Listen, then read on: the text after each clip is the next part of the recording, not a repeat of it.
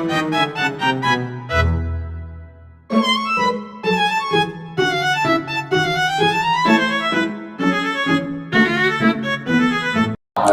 teman-teman, selamat datang kembali di Jejak Sejarah. Hari ini kita akan menyelami perjalanan panjang Jepang, mulai dari masa Sakoku, transformasi dramatis restorasi Meiji, hingga dampaknya pada Indonesia melalui perjanjian Kalijati. Bersama saya Diva Nora Ilmanisa dan rekan saya Faza Rehana. Kita akan mengupas tuntas sejarah yang membentuk Jepang modern.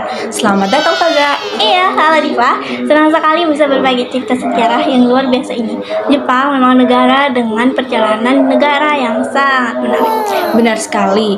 Mari kita mulai dari awal, yaitu masa Sakoku nih. Nah Faza, kamu bisa jelasin gak sih apa itu Sakoku dan mengapa Jepang memutuskan untuk menutup diri? Tentu, Sakoku secara harfiah berarti negara tertutup adalah kebijakan isolasi yang diberlakukan oleh Kesogunan Tokugawa pada awal abad ke-17. Jepang saat itu sangat khawatir dengan pengaruh asing, terutama dari Eropa, baik secara politik maupun agama.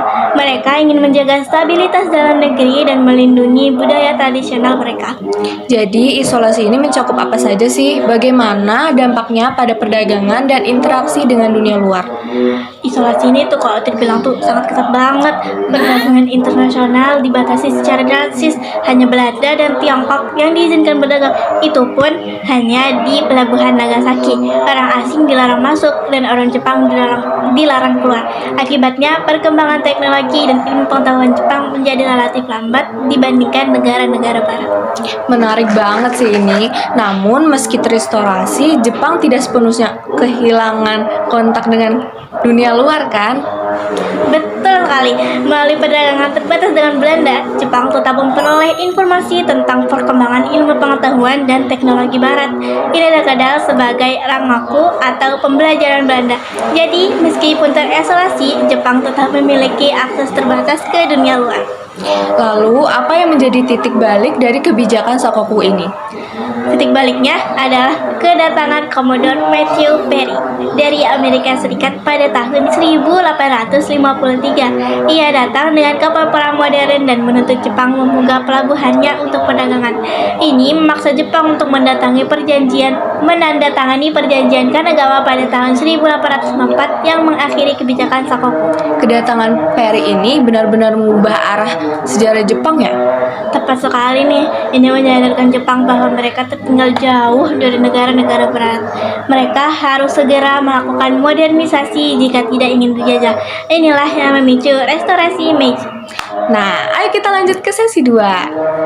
A few minutes later. Baik teman-teman, mari kita lanjut ke sesi 2 nih dengan gue sebagai saya. Baik, Diva, restorasi Meiji adalah periode yang sangat penting. Bisa dijelaskan lebih lanjut ya? Bisa dong. Restorasi Meiji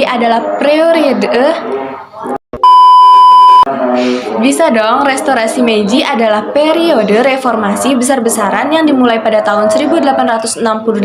Kekuasaan dikembalikan ke Kaisar Meiji dan pemerintahan feodal digantikan dengan sistem pemerintahan modern. Jepang mulai mengadopsi teknologi barat, membangun industri, dan menginformasi sistem pendidikan dan militer. Dampaknya pasti sangat besar ya. Bagaimana Jepang bisa bertransformasi begitu cepat? Jepang belajar dengan sangat cepat. Mereka mengirim pelajar ke luar negeri untuk mempelajari teknologi dan ilmu pengetahuan barat. Mereka juga mengundang ahli-ahli asing untuk mengajar di Jepang. Dalam waktu singkat, Jepang berhasil membangun industri modern dan militer yang kuat. Transformasi ini membawa Jepang menjadi kekuatan baru di Asia. Bagaimana ini mempengaruhi hubungan Jepang dengan negara-negara lain, khususnya Indonesia? Jepang yang modern dan kuat membutuhkan sumber daya alam untuk industrinya. Mereka mulai melirik wilayah Asia Tenggara termasuk Indonesia ini yang kaya akan sumber daya. Pada saat Perang Dunia II, Jepang melihat kesempatan untuk memperluas wilayahnya nih, Faza.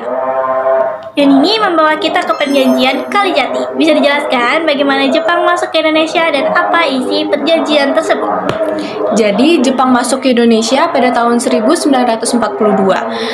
Pada saat Perang Dunia II sedang berkecamuk, mereka datang dengan propaganda Asia untuk Asia dan berjanji akan membebaskan Indonesia dari penjajahan Belanda. Pada tanggal 8 Maret 1942, Belanda menyerah tanpa syarat kepada Jepang dalam perjanjian Kalijati. Apa dampak dari perjanjian Kalijati ini bagi Indonesia? Jadi, perjanjian Kalijati menandai dimulainya pendudukan Jepang di Indonesia. Isi perjanjiannya sangat singkat, yaitu penyerahan kekuasaan dari Belanda kepada Jepang tanpa syarat. Dampaknya sangat besar. Tentunya perjalanan ini menjadi awal dari penderitaan rakyat Indonesia di bawah penjajahan Jepang, Fas. Jadi perjalanan Jepang dari Sakoku hingga perjanjian Kalijati adalah rangkaian peristiwa yang saling terkait. Jepang yang modern dan kuat membutuhkan sumber daya dan Indonesia menjadi salah satu targetnya. Tepat sekali kamu Faza. Sejarah memang selalu menarik untuk dipelajari karena semua peristiwa saling berhubungan. Terima kasih Diva atas penjelasannya yang sangat komprehensif. Perjalanan Jepang ini benar-benar memberikan banyak pelajaran bagi kita. Nah, sama-sama Faza. Saya juga berterima kasih ya. Semoga pendengar kita juga mendapatkan wawasan baru dari pembahasan ini. Baik teman-teman, ini kan kita